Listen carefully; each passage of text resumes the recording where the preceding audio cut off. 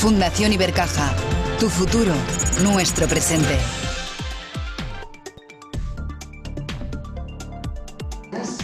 Bienvenidos a la webinar de hoy, Fraude Alimentario, el valor del auténtico, prevención a lo largo de la cadena. Soy Ana María Farré, directora de Campus Ibercaja y encargada, con la ayuda de todos, de moderar esta sesión. Antes de empezar, quiero agradecer a todas las personas que conforman el soporte técnico de Fundación Ibercaja y del equipo del Campus Ibercaja, que estarán hoy en toda la infraestructura del evento, garantizando el éxito en toda la conexión. Muchísimas gracias. Hoy contamos con la colaboración de AINIA. Fundación Ibercaja, consciente del cambio económico y social tan importante que estamos atravesando, plantea una oferta formativa adaptada a la demanda actual, impulsando el conocimiento y el talento de profesionales y empresas. El COVID ha sido un gran cisne negro, como dirían los economistas, una revolución a todos los niveles, sanitario, social y económico. Todos estamos cambiando forzosamente nuestros modos de hacer, de gestionar, de comunicarnos. Estamos intentando sortear esta crisis sin precedentes, pero está claro que el cambio ha llegado y lo estamos haciendo entre todos. De ahí que desde Fundación Ibercaja consideramos que es el momento de pasar a la acción.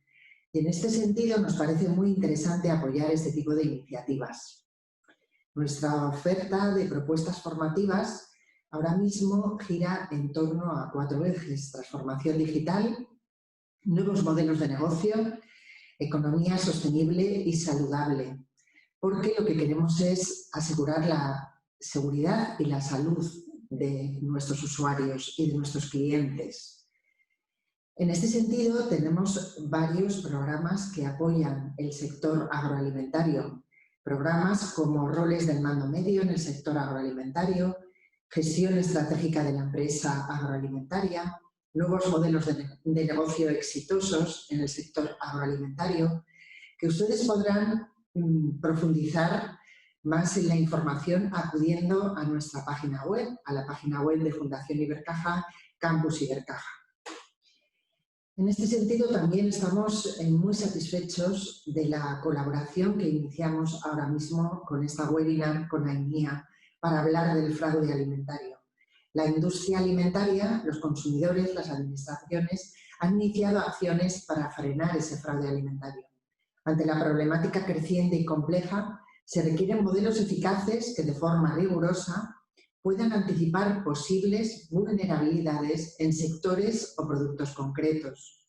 La capacidad predictiva permite seguir garantizando la protección de las organizaciones a lo largo de la cadena de valor y con especial importancia al consumidor. Además, contribuye a afianzar la confianza que el consumidor deposita en un producto, marca o empresa. Fruto de nuestra colaboración de Campus Ibercaja con AINIA, que compartimos nuestra misión, valor y la idea, ¿no?, de cooperar con las empresas, ofrecemos la videoconferencia de hoy con el objetivo de mostrar los avances que facilitan la implementación de planes de mitigación del fraude alimentario de manera exitosa y a través del asesoramiento y el abordaje de las necesidades concretas de las organizaciones. Hoy nos acompañan José María Ferrer, que es jefe del Departamento de Derecho Alimentario de AINIA. Muchísimas gracias, José María, por acompañarnos.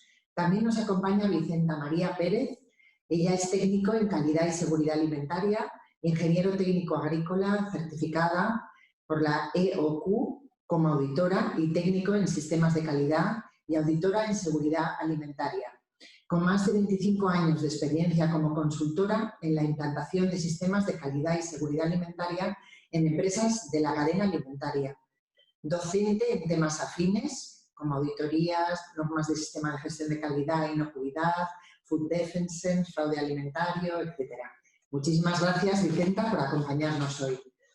También nos acompaña Vicente Martínez. Él es licenciado en Biología con más de 25 años de experiencia liderando proyectos relacionados con la seguridad alimentaria, garantía de calidad y riesgos emergentes alimentarios. Es experto como consultor en prevención del fraude alimentario a través del desarrollo e implantación de sistemas de evaluaciones de vulnerabilidad al fraude y ponente en cursos de formación.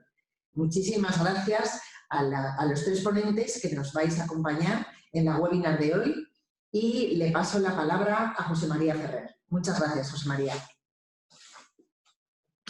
Buenos días a todos. Muchísimas gracias por la introducción, Ana María.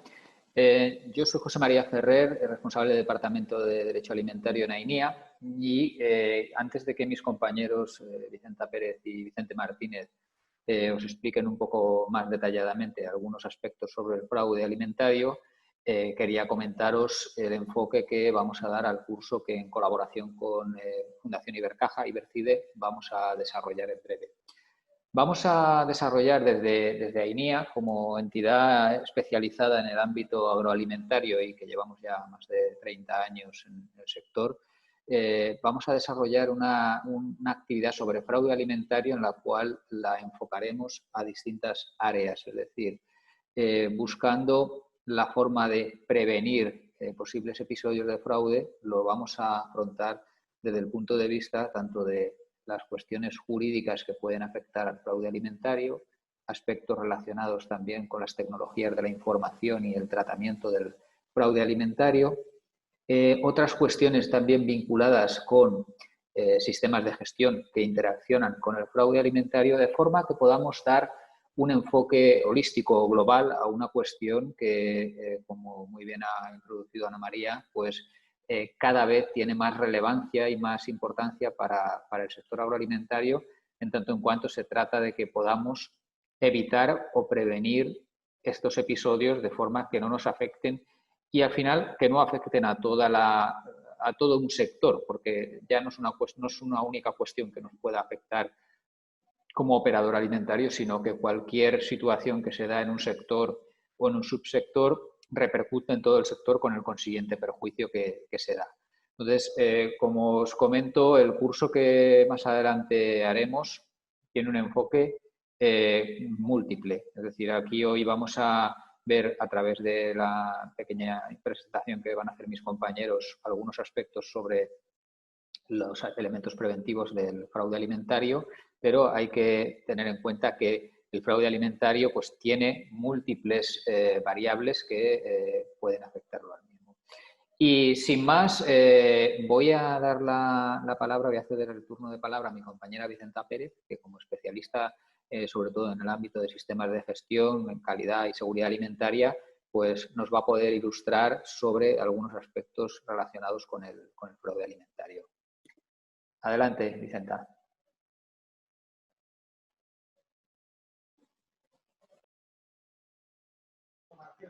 Hola, José María. Buenos días a todos los participantes y gracias, José María, por tu presentación.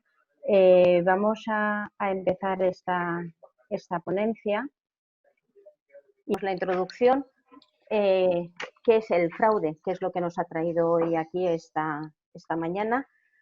El fraude está presente en nuestra sociedad y ha terminado afectando a la confianza de los consumidores del sector.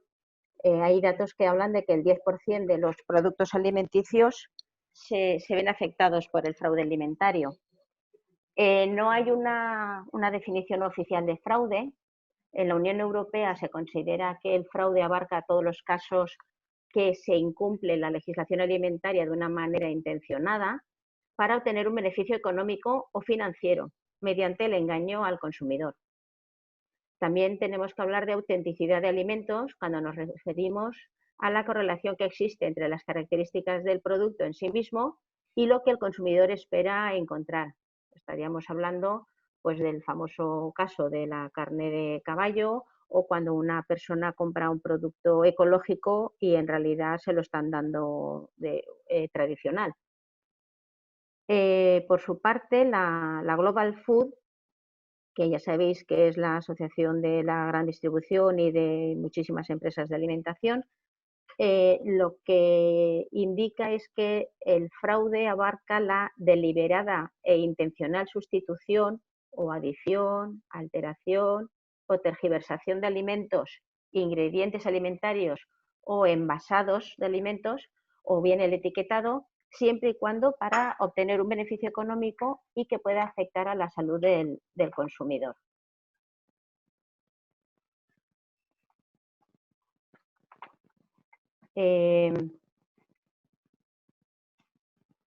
Vale, seguís.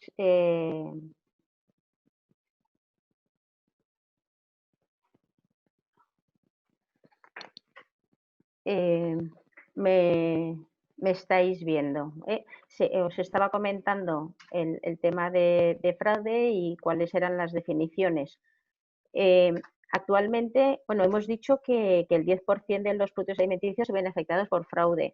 No es que ahora haya más fraude que antes. Lo que pasa es que ahora se está controlando más, se tienen mejores herramientas y mejores controles para detectarlo y entonces parece que haya más fraude cuando en realidad pues el fraude ha existido de siempre, ya en la época de los egipcios y vamos, en cualquier momento ya recuerdo algún escrito de China que se decía que si engañaban al emperador con los alimentos que se les llevaban, pues recibirían no sé cuántos.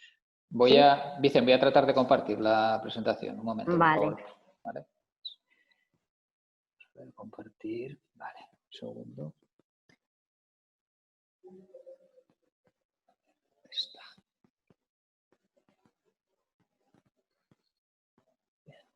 A ver si así podéis ver la transparencia. Sí, Disculpad un las segundo, cosas del directo. Espera, a ver. Un momento. Un segundo, porque ahora... A ver, espérate. Que yo lo tengo aquí abierto y no sé por qué no me deja. Rubén. Dime. Estoy dándole a compartir pantalla. Sí. Y ahora, vale, que no sé por qué. Espera un segundo, compartir. Vale, a ver, modo presentación. Vale, ¿lo veis ahora? Pero el modo presentación... Ahora, perfecto. Ahora sí. Vale, pues ya está. ¿Vale? Vicen, yo me callo y te dejo a ti, Vale, ¿puedes poner la segunda transparencia? Ahora el problema va a ser cómo las vamos pasando. No te preocupes, yo iré pasando. Venga. Iré avisando, ¿vale? Sí. La siguiente. Estábamos ahí, en lo que eran los conceptos y los tipos de fraude. Os habíamos hablado de la definición, que no hay una definición oficial, pero lo que nos tiene que quedar claro es que el fraude, la intención que tiene es obtener un beneficio económico y ese beneficio económico puede resultar con un... A ver, ¿quién está en el fondo? Porque yo estoy oyendo... No sé si los demás también estáis oyendo conversaciones. Vale, os decía que lo que tenemos que tener claro es que el fraude tiene como objetivo un beneficio económico y a veces, pues con esas malas prácticas, con ese afán de lucro, puede afectar a la salud del consumidor, generalmente por desconocimiento. Por ejemplo, cuando lo que pasó con el aceite de colza desnaturalizado en España, pues era quien lo comercializó no era consciente de que ese aceite podía tener las graves consecuencias para la salud que tuvo. Como os decía, el fraude no es que sea de ahora, ha existido siempre y hay escritos de China, de Egipto, de la Edad Media, informando de los castigos que sufrirán las personas a las que se les detecte que han intentado defraudar o falsificar los alimentos. Ahí en la transparencia estaréis viendo algunos de los tipos de fraude que hay, como el etiquetado incorrecto. Si yo estoy comprando nueces de California, pero en realidad me las traen de Pakistán, por ejemplo, pues es un engaño, aunque no me afectará a la seguridad alimentaria, pero no deja de ser un daño económico, porque yo estoy pagando mayor precio por las nueces de California que tienen más calidad. Un tipo de fraude que sí que podría afectar a la seguridad alimentaria, pues si utilizan un sucedáneo que tiene como base un alérgeno y no me están informando de la presencia de ese alérgeno, cuando yo utilice ese producto que no sé que es un sucedáneo y que lleva un alérgeno, pues mi producto puede causar graves problemas a las personas alérgicas. Para combatir el fraude y controlar la calidad de los alimentos que llegan al consumidor, pues en la Unión Europea se han puesto en marcha una serie de mecanismos para combatir esas prácticas desleales y también se realizan inspecciones para detectar los alimentos fraudulentos. Y no solamente lo que sería in situ en las tiendas o en el mercado, también para controlar la publicidad y el comercio electrónico, la venta online de alimentos. Todo esto llega a tal nivel pues, que la Global Food Safety también lo ha incorporado como requisito a sus normas de calidad y seguridad alimentaria y obliga a que las empresas hagan una evaluación de la vulnerabilidad que tienen al fraude y que implanten medidas para evitarlo. Tenemos que distinguir, ya hemos estado hablando, la diferencia entre el fraude alimentario y la seguridad alimentaria, que pueden ser comunes o no. No, disculpa, José María, todavía no. Luego lo hablemos. ¿Qué hacemos en las empresas para prevenir el fraude? Pues la metodología sería parecida a la PPCC que ya conocemos de muchísimos años en alimentación. Tenemos que analizar de dónde nos vienen los peligros, que en el APPCC sería físicos, químicos o microbiológicos, y en el fraude lo que hacemos es un análisis de nuestra vulnerabilidad, teniendo en cuenta otros factores, como la oportunidad para que se produzca el fraude, el país de origen, si se puede detectar o no. En el APPCC lo haríamos por etapas y producto y por líneas de fabricación, y en fraude lo que miraríamos fundamentalmente son nuestras materias primas e ingredientes y los proveedores, porque el fraude va a ser que me venga de fuera. Aquí en esta presentación no vamos a hablar del fraude no intencional que se produzca en nuestras propias instalaciones debido a fallo de nuestro sistema, un fallo del personal o un fallo de un procedimiento, un fallo de trazabilidad que cometa un fraude involuntario, ¿vale? También hay que controlarlo, pero no es el objeto de esta charla. Y ahora sí, si quieres pasar a la siguiente, por favor. Vale, aquí antes de seguir os quería hablar en este esquema que es la Global Food, vemos los problemas de seguridad alimentaria y de calidad en un alimento. Podemos tener la adulteración accidental, es decir, que lo hago sin intención y yo no voy a obtener ningún beneficio económico ni voy a sacar nada por ese error, no deja de serlo. Pero sí que puede haber enfermedades transmitidas por alimentos. Yo tengo una base científica, yo sé qué problemas me pueden surgir si no tengo el APPCC completamente implantado o qué problemas de calidad en mi producto. Pero tenemos otra parte que sería la adulteración intencional, que puede ser causada por una motivación ideológica con el único fin de causar daño per se, que sería controlado a través de los programas de defensa alimentaria, la Food Defense, o el caso que nos ocupa hoy, la adulteración intencional para obtener un beneficio económico, que sería el fraude.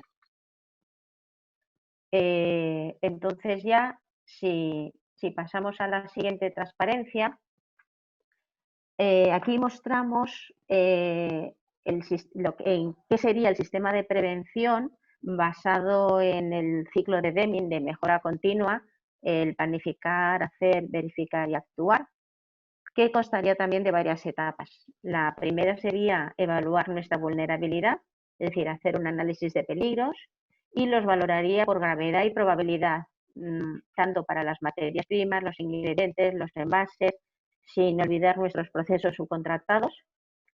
Tengo que tener acceso a la información de los distintos fraudes que ya existen y definir los criterios de valorización para priorizar acciones para minimizar o mitigar esos posibles fraudes. Esa sería la primera etapa. Una vez ya tengo toda esa información, estableceré las medidas de control, que sería el equivalente al sistema de vigilancia, y con unas medidas correctivas en el caso de que me falle, y también tengo que planificar la verificación de ese sistema.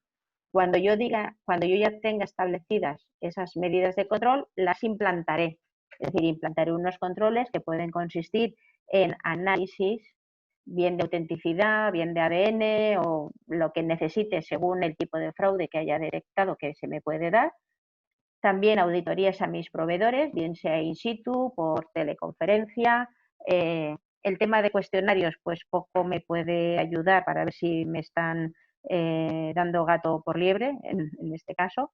Y no olvidar también pues, supervisar in situ los procesos subcontratados cuando estén haciendo una producción para mí.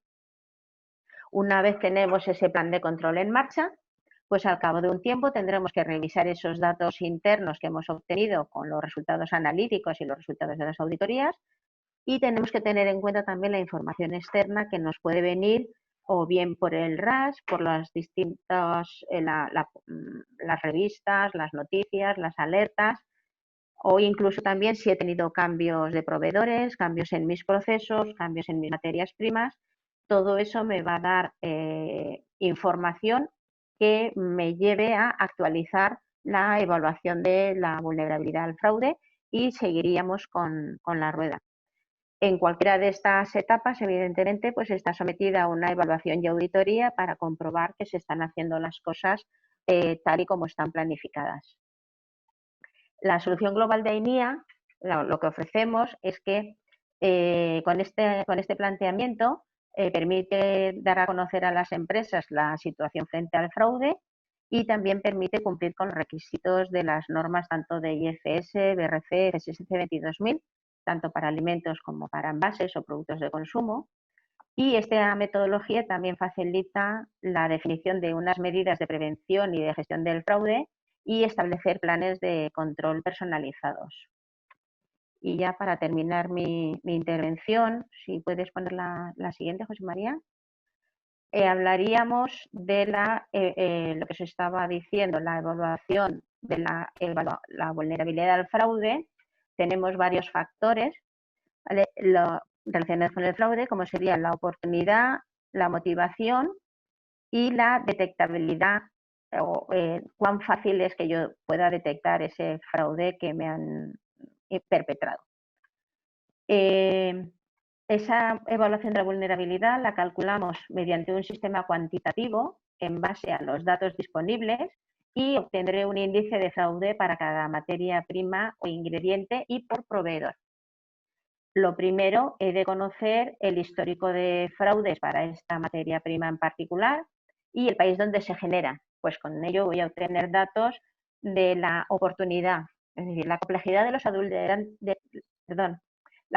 los adulterantes que se pueden utilizar, la tecnología disponible para falsificar o adulterar ese alimento, la capacidad de detección, la transparencia de la cadena. Todo eso va a influir en la oportunidad para hacer el fraude. Y luego la motivación. Pues si hay ingredientes valiosos, va a ser más factible que la gente quiera sustituirlos por otros menos caros y de ahí obtener beneficio. La salud económica del proveedor también le puede hacer llevar a que cometa fraude, la cultura y la ética profesional, el nivel de la competencia. Todos estos factores me van a dar información sobre la oportunidad y la motivación. Tendré que estudiar el tipo de fraude, como veíamos antes, si era por sustitución, por adulteración y si existen modos de detectarlo. También los datos geopolíticos y sociales me darán pistas sobre la credibilidad de mis proveedores y sobre los controles oficiales que tenga el país de origen. Y luego hablaremos ya de la gravedad. Según el tipo de fraude, puede tener un impacto o una gravedad bien a nivel económico o bien a nivel de seguridad alimentaria. Con toda esta información obtenemos el índice de fraude que nos marcará cuán vulnerable es esa materia prima y por tanto sabremos dónde debemos aplicar los controles para evitarlo o detectarlo. Y ahora cedo la palabra a mi compañero Vicente Martínez, quien nos explicará con más detalle cómo obtener el índice de fraude.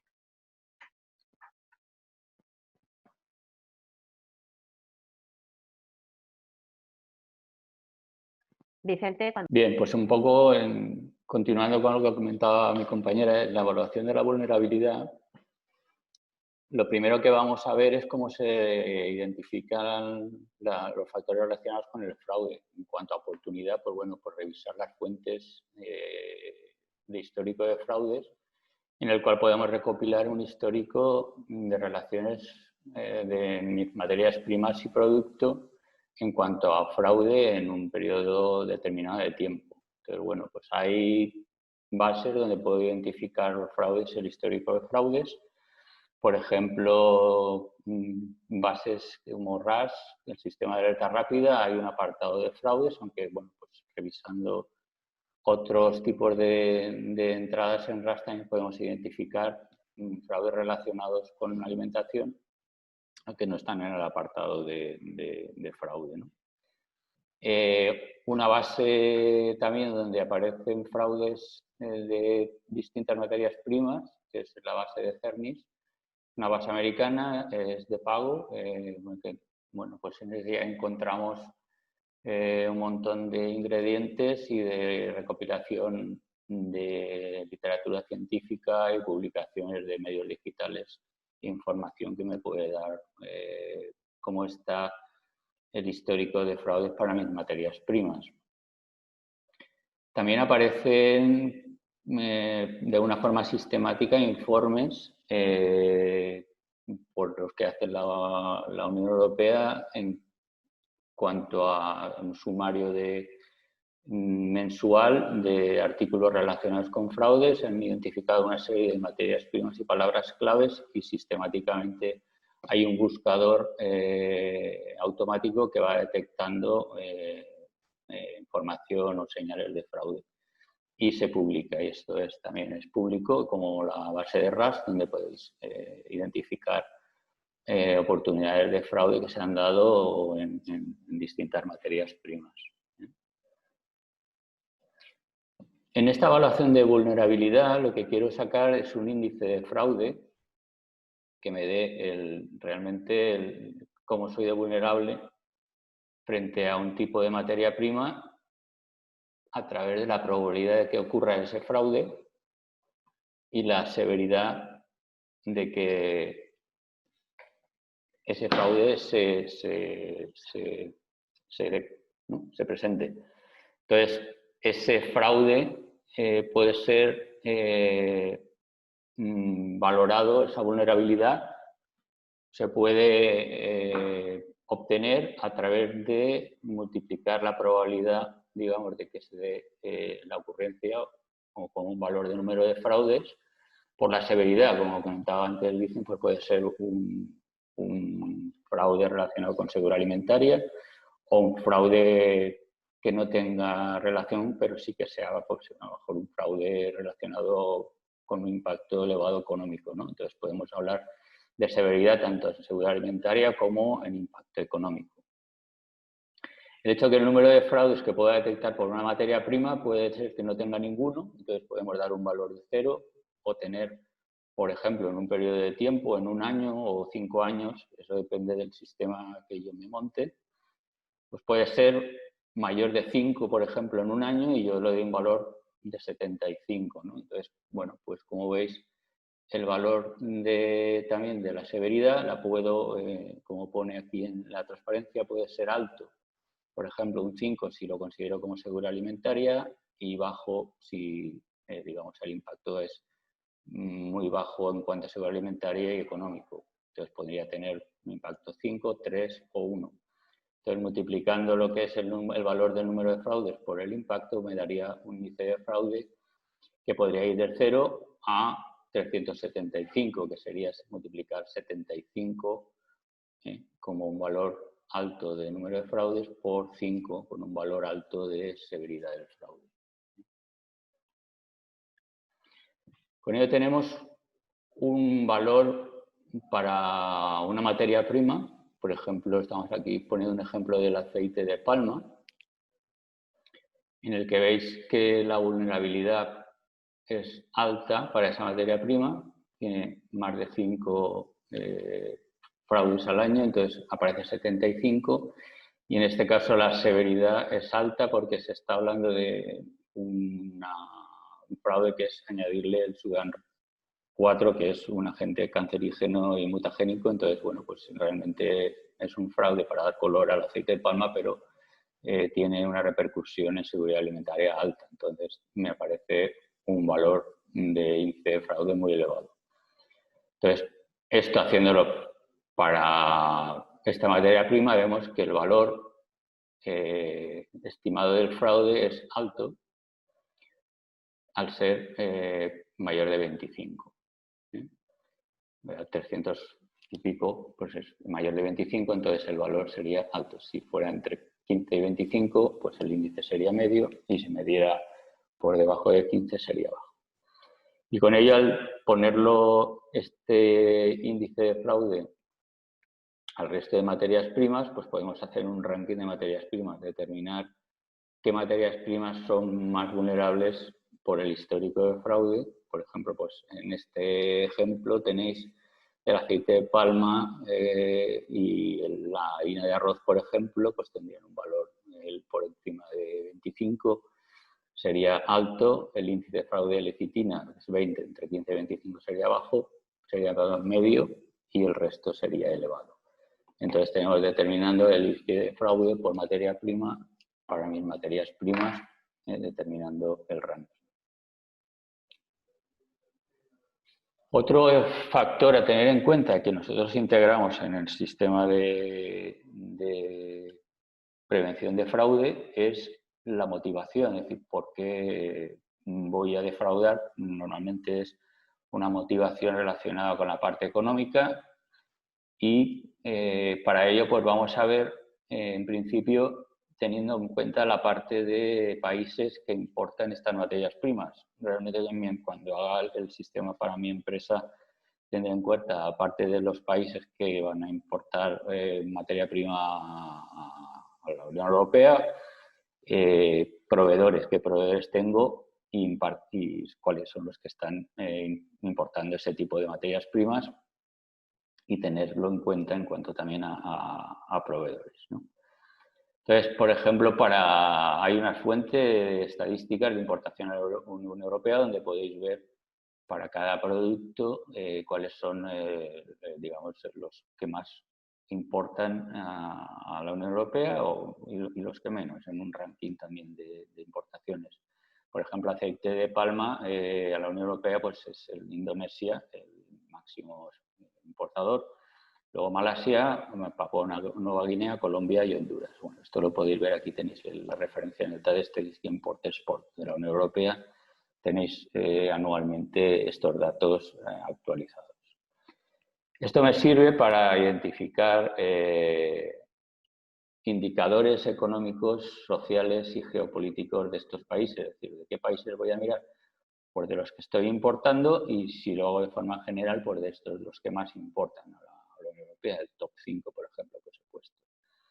Entonces, estos indicadores económicos como comercio ilícito, inflación inmanejable, percepción de la corrupción, o indicadores geopolíticos o indicadores sociales de inestabilidad del país, me dan una relación del estado del país frente al fraude, que luego lo tendré en cuenta y haré una integración de estos indicadores para tener, digamos, un valor que pueda sumarle al número de fraudes que hemos visto antes, al valor del fraude.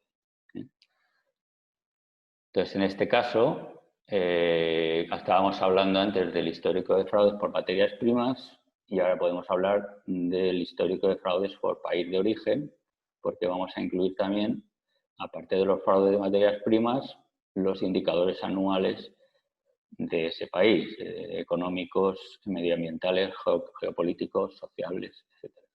Entonces, la vulnerabilidad al fraude será la probabilidad de ocurrencia, que incluirá el valor del número de fraudes, multiplicado por la media de esos indicadores que hemos evaluado, como sociales, geopolíticos, etc. Será la media del número de fraudes, el valor del número de fraudes, por los indicadores partido por 2. Y todo ello multiplicado por la severidad del fraude. Entonces, como antes el número de fraudes que iba de 0 a más de 5 me da un valor de 75, el impacto también sería igual, alto 5 y bajo 1. Entonces, como ejemplo de indicadores que os he comentado antes, aquí tenéis económicos, comercio ilícito, inflación, percepción de la corrupción. Cuando entráis en el informe anual de este tipo de indicadores, normalmente los valoran de 1 a 100 y nosotros podemos dividir esos valores de 1 a 100 en un rango de 3 y darle, pues si está entre 1 y 25 le damos un 10, entre 25 y 50 un 30 o entre 50 y 100 le damos un 50. Y así, por ejemplo, también en los geopolíticos o en los sociales. Con la forma de que así tendremos una forma cuantitativa de incluir este indicador en nuestra evaluación de la vulnerabilidad.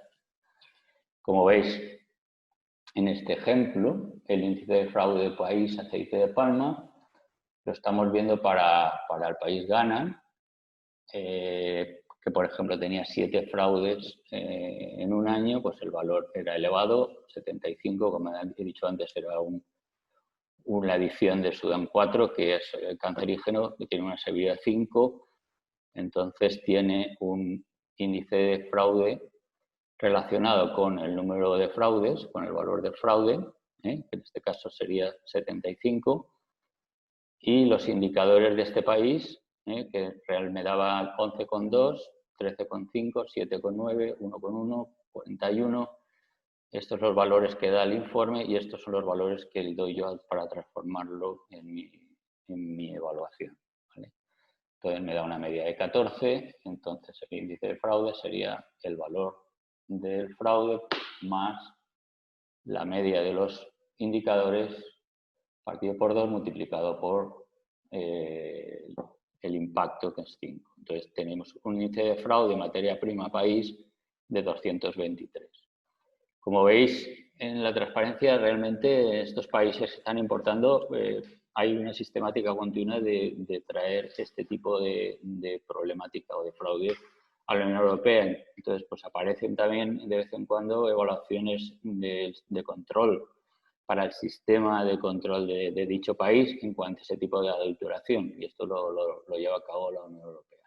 Esta evaluación se hizo en el 2005 y, bueno, pues parece que no se ha oído mucho porque Ghana sigue de vez en cuando sacando este tipo de fraudes y bueno, se están detectando en el sistema RAS como fraude. Entonces, bueno, pues el aceite no entra en el mercado, pero bueno, hay una entrada de este tipo de producto de forma continua. Y bueno, el valorarlo de esta manera, lo que me da es hacer una estimación del fraude entre bajo y alto, entre menos de 15 y más de 15, para obtener un ranking de países importadores con más o menos riesgo. Entonces veis aquí que, por ejemplo, han dado un valor de mayor de 25, pues Ghana, Guinea, Nigeria, Senegal. Entre 15 y 25, Guatemala, Honduras, y por debajo estaba Colombia, por ejemplo. Si veis, realmente los top 5 importadores a la Unión Europea no están en este ranking, es decir, son estos países que están importando a la Unión Europea y tienen una problemática de fraude, realmente no son los que más aceite de palma están importando a la Unión Europea. Bien, y eso en cuanto a la relación que hemos visto de oportunidad.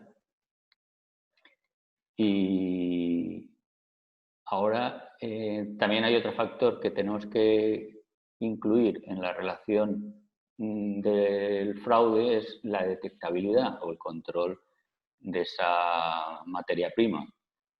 Entonces, dentro de ese plan, como comentaba mi compañera, pues hay una parte importante que hay que determinar, es el plan de control de materias primas en cuanto al fraude, la evaluación de la vulnerabilidad. Entonces, la existencia de medidas de control puede contrarrestar la vulnerabilidad al fraude por la materia prima o el país de origen. Entonces, la capacidad que tengamos de detectar será importante. Y si no tenemos capacidad de detección, pues habrá que estar mucho más alerta, ¿no?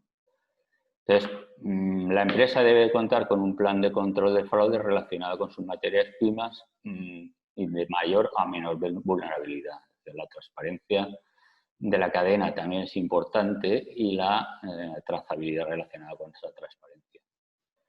Entonces, el plan de control debe incluir el parámetro que vamos a controlar de la materia prima, la medida de control, el método de control, si va a ser una auditoría a proveedor, si va a ser un control analítico de autenticidad, qué límites establecemos, qué frecuencia de control vamos a realizar y quién es el responsable de llevar a cabo ese seguimiento. Entonces, ahora integrándolo todo, el tema de cómo se puede integrar el plan de control de materias primas y digamos, la probabilidad de actuación es ver, como estáis viendo aquí, un plan de control en el que incluimos las materias primas, el tipo de fraude. Esto es un ejemplo, por ejemplo, el aceite del Sudán 4, en harina de arroz, pues ponemos productos importados de arroz de China que vienen a la Unión Europea, pues algunos son de organismos modificados genéticamente o mezclas de aceite. Y entonces yo de alguna manera evalúo en mi empresa cuál es la probabilidad actual de detección de ese tipo de fraude. Entonces, bueno, pues puede ser que no analice el Sudán o el producto modificado, entonces la probabilidad actual que tengo es baja y para el aceite, por ejemplo, puede estar detectándose mezclas de aceite de oliva y de semillas, entonces la probabilidad es alta. También puedo evaluar la transparencia o la trazabilidad de la cadena en suministro, es decir, conozco todos los eslabones del aprovisionamiento de materia prima o no. Entonces, en función de que tenga mayor o menor transparencia, puedo evaluar también como baja, media o alta. Entonces, la combinación de la probabilidad de detección por la trazabilidad me puede dar un índice de control. Entonces, puedo tener un índice de control bajo para aceite de palma y harina de arroz y un índice de control alto, por ejemplo, para aceite de oliva.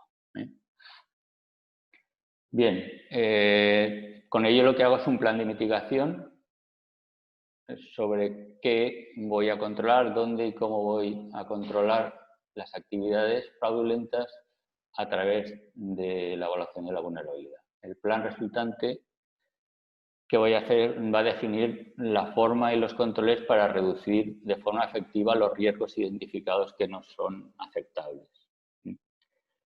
Y las medidas de control a implantar pueden variar dependiendo del tipo de fraude del producto, desde, si hablábamos antes de fraude, si es sustitución, si es etiquetado, pues a través de una inspección o una auditoría o un análisis o una certificación de producto, etc.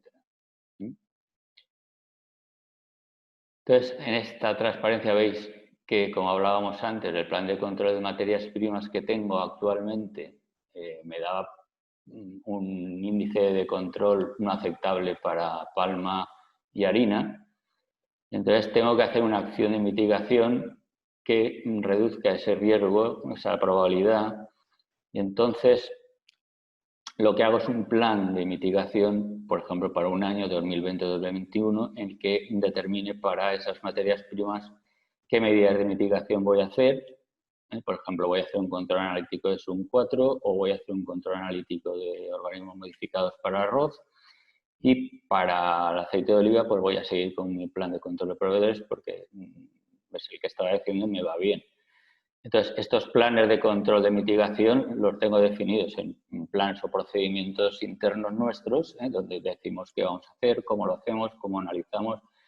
Y todo ello, esas acciones me van a dar lugar, como veis a la derecha, a una situación a corto o medio plazo en el que los indicadores de vulnerabilidad ahora se relacionen con el índice de fraude que tenía, el índice de control que tenía y la vulnerabilidad a un nuevo estado en el que ese índice de fraude no ha variado, pero sí que ha variado el índice de control. Entonces, por alguna manera hemos reducido la vulnerabilidad aumentando el control en las acciones de mitigación. También podríamos haber actuado sobre el índice de fraude, pues cambiando de proveedores o incluyendo nuevos países de importación, etcétera. Es decir, hay una combinación relacionada con el control y con, digamos, el tipo de materia prima y el país de origen y el proveedor. Y como último punto relacionado con el sistema de prevención, es lo que comentábamos, que es la revisión del sistema de prevención ante el fraude. Esta etapa es un procedimiento interno también, en el que reviso, digamos, cómo está actuando mi sistema de prevención del fraude, junto con la evaluación de la eficacia del plan de mitigación establecido. Es decir, el procedimiento de revisión incluiría cambios en el alcance del sistema, anuales si entran nuevos productos, nuevas materias primas, actualizar la evaluación de vulnerabilidad, actualizar el índice de fraude de producto, materia prima, proveedor, actualizar el plan de mitigación y evaluar la eficacia del sistema de prevención, del seguimiento de esos indicadores que hemos ido hablando durante la exposición. Y bien, incluir aquí una parte que nosotros consideramos importante, que es la identificación y control de fraudes emergentes. Es decir, hasta ahora hemos hablado de fraudes, el histórico de fraudes, pero como se está viendo realmente en la historia nuestra de la alimentación, el fraude que nos da algún impacto elevado suele ser a veces casi siempre un fraude desconocido, ¿no? O que no tenemos en cuenta. Entonces, bueno, pues uno de los puntos a tener en cuenta es identificar fraudes potenciales y tenerlos también en cuenta a la hora de diseñar mi sistema. ¿A través de cómo? Pues a través de identificación de fraudes emergentes, como fraude no identificado en el histórico de fraude, que me pueda aparecer alguna señal donde, pues en internet o en revisiones de artículos científicos o revisiones de web específicas en las que aparezcan fraudes que no tenía yo considerados y que puedo evaluar haciendo un estudio del escenario frente a ese fraude de mi empresa, que a medio, corto o largo plazo me podría afectar. Entonces, sí, realmente me podría afectar, por lo tener en cuenta y tener una medida de prevención también para ese tipo de fraude. Entonces, es aconsejable tener identificados los riesgos relacionados con fraude emergente. Y nada, como último, para recapitular lo que hemos visto de solución global de INEA, definir que la solución abordada debe ser multidisciplinar, en la que entran tanto expertos de riesgos como de seguridad alimentaria, como gente de temas legales, derecho alimentario, gestores de información, temas de TIC. El tema de disminuir el riesgo en pérdidas económicas es importante, una vez abordado de forma global. La solución global también garantiza el posicionamiento de la marca, es decir, se comentaba antes que bueno, pues un fraude en el sector realmente afecta a toda la marca del sector, contribuye a mantener la confianza del consumidor y cumplir con el marco legislativo. Y nada más que agradeceros vuestra atención, perdonad por el tema de la presentación de las transparencias, pero ha habido algún problema en el acoplamiento y nada, pues pasamos ahora a las preguntas, creo. Y nada, muchas gracias por la atención.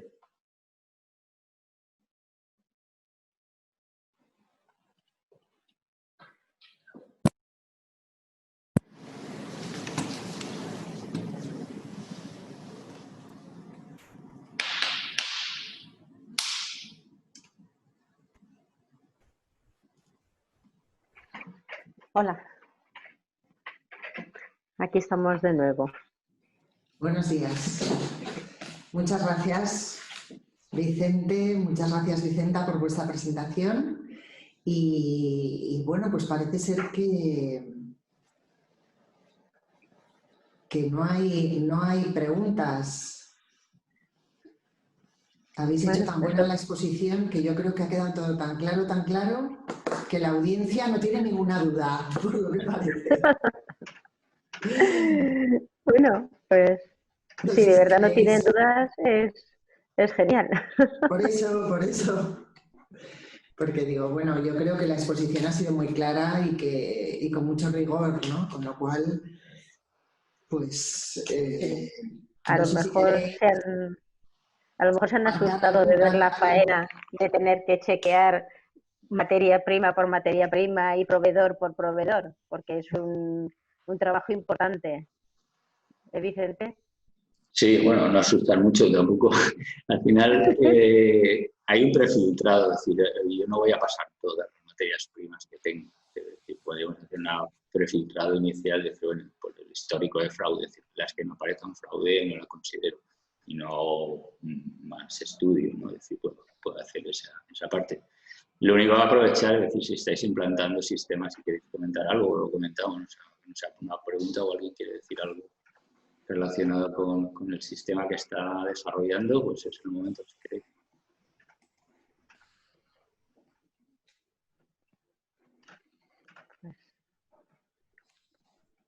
Nada, yo creo que ha quedado todo muy claro, ¿no? Bueno, animaros a, si queréis profundizar en este tema, pues Ainhoa nos va a ofrecer un programa, ¿no? Un curso específico sobre este tema, que lo ha comentado antes José María Ferrer.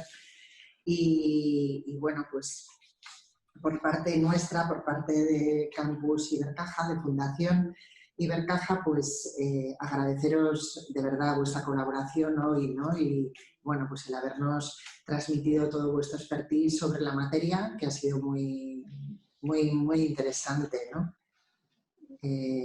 A ver, hay una persona, Patricia, que nos dice: actualmente estoy implantando y leyendo mucho sobre el tema y veo que hay muchas metodologías. A ver si Patricia nos termina de hacer el comentario. En la webinar veo que han utilizado una que estoy leyendo sobre PVC, IFS. ¿Cuál me recomiendan? ¿Habéis oído, no, Vicenta y Vicente? Sí, Vale. lo Sí, estoy la estamos leyendo, también. sí. ¿Le contestas tú, Vicente? Sí, bueno, realmente no hay un sistema, digamos, estandarizado. Es decir, yo, como os he comentado, yo me monto mi sistema, que de alguna manera el sistema me tiene que dar una prevención frente al fraude y estar documentado de cómo lo hago. El tema de IFS, ¿no dicen? Eso hay un apartado de fraude en el que te dicen, al final, tengo que evaluar, tener una evaluación de la vulnerabilidad y tener un plan de mitigación. Yo creo que los dos elementos importantes.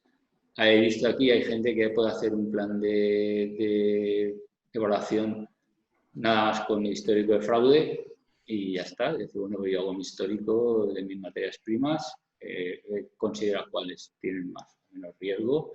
Ese sistema está armado y tiene un apoyo, digamos, científico con datos que puedo presentar. Y considero que de todas mis materias primas, según este estudio, son estas 2, 3, 4 o 10 o las que sean las que voy a poner en el plan de control porque tengo una seguridad con proveedor o conozco el país. Entonces te da, digamos, un sistema robusto en el que puedes garantizar el tema de control de la vulnerabilidad y de prevención del fraude. Pero no, digamos, no hay una metodología que sea ABC y tengo que seguir ABC. Si puedo hacer cualquier variante. Yo he presentado aquí una en la que he puesto indicadores de socioeconómicos, políticos, que puedo integrar. Podéis integrar temas de trazabilidad, podéis integrar conocimiento de mi proveedor, planes de control. Todos estos elementos son importantes y veis que están metidos en esta fórmula general y al final me da un valor. Yo considero de 1 a 25 o de 25, como queráis. Y con eso me salen un ranking de materias primas. Entonces, las que me salen en rojo pues son las que luego yo llevo un plan de mitigación, porque no considero que ese riesgo no es aceptable. Y bueno, es un poco no sé si lo que he comentado es relacionado con lo que has comentado tú, Patricia.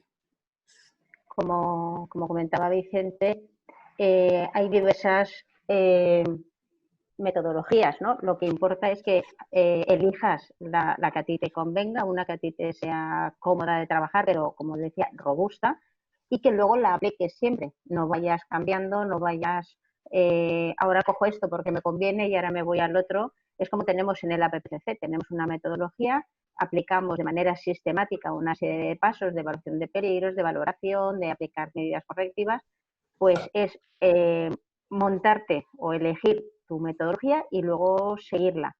Y lo que sí que no nos olvidemos que el objetivo de esto es prevenir que se cometa el fraude para los productos que yo estoy comprando.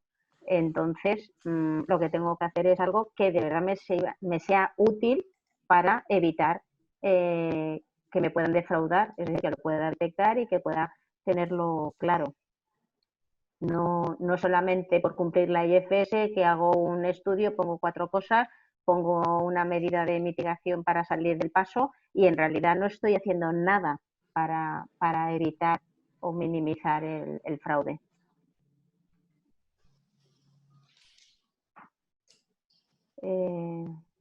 Ok, pues ¿alguna pregunta más? Pues... Muy bien, pues nada, pues si os parece, despedimos la webinar.